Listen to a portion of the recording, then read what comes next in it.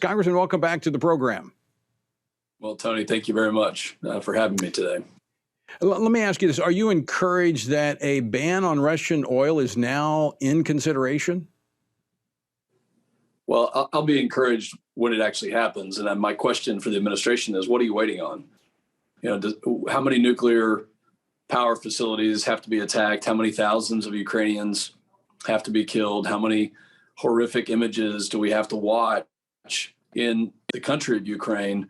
The shelling, the artillery, the bombing. I mean, what's it going to take? I mean, this needs to happen now. And, the press secretary made a comment maybe a day or two ago saying something to the effect of, we have to be concerned about the global supply of oil, because if we limit that supply by placing an embargo or doing something with the Russian supply, that it may drive prices up. Well, I'd like to say that they started that on January 20th of last year when they took office, that they did something to the global supply because their full-on assault against our own domestic production has limited supply throughout the world.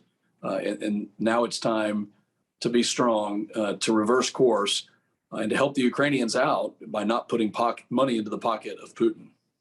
Yeah, I mean, well, I say we, I don't want to use that word too generally. This administration has put us into this situation, as you pointed out, with their domestic production policies. We now are in this bind. Now, you have introduced legislation entitled Midland over Moscow, returning a focus on domestic oil production. Explain.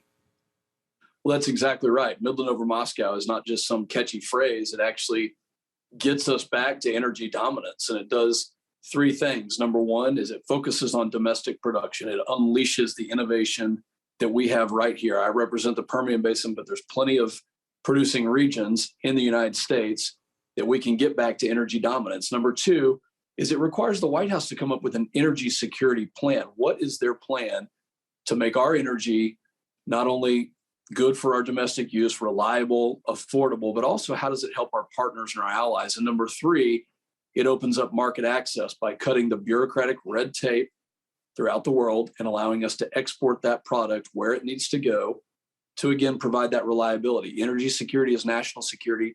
Midland over Moscow puts our own domestic energy front and center in the world stage. And I truly believe we wouldn't be in this situation had the administration done this.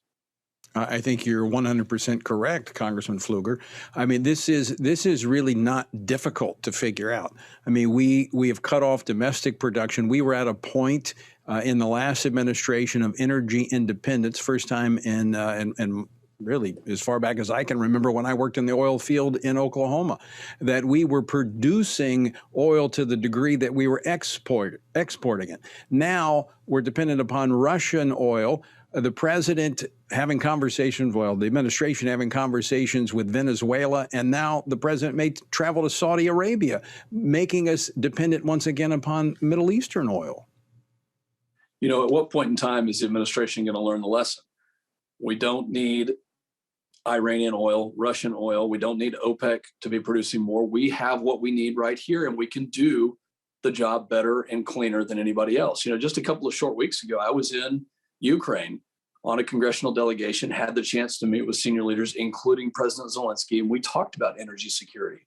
He said he did not believe that we would be in this situation if the Nord Stream project did not exist. I mean, think about what that statement is, that energy security is such a degree of national security that the president of Ukraine did not think that we would be in a situation that his country would be invaded by Putin.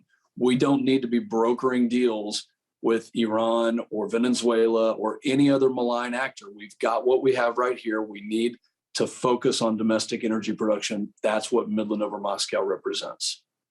Well, just this afternoon, Gas Buddy came out and identified that we now have reached the highest level ever for gasoline, just slightly eclipsing what we had back in 2008.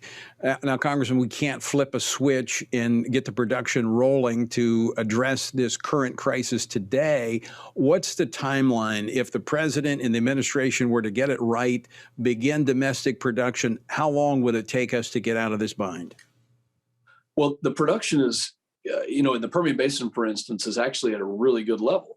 But the problem is that the facilities the pipelines. I mean, there are plenty of pipelines that the Biden administration has refused to certify. They've weaponized some of the agencies and departments, and they won't certify them. So getting that product to the ports, to the Gulf Coast, to the East Coast, to the Atlantic, so that it can then be shipped over, that's going to take time. It's going to take time to build those facilities. We need to cut the red tape and start planning and permitting export terminals in this country. That will take several years. I mean, you have to imagine that's 2 to 3 years from the time that you say, yes, we're going to do it, to the time that it actually gets built, maybe even longer.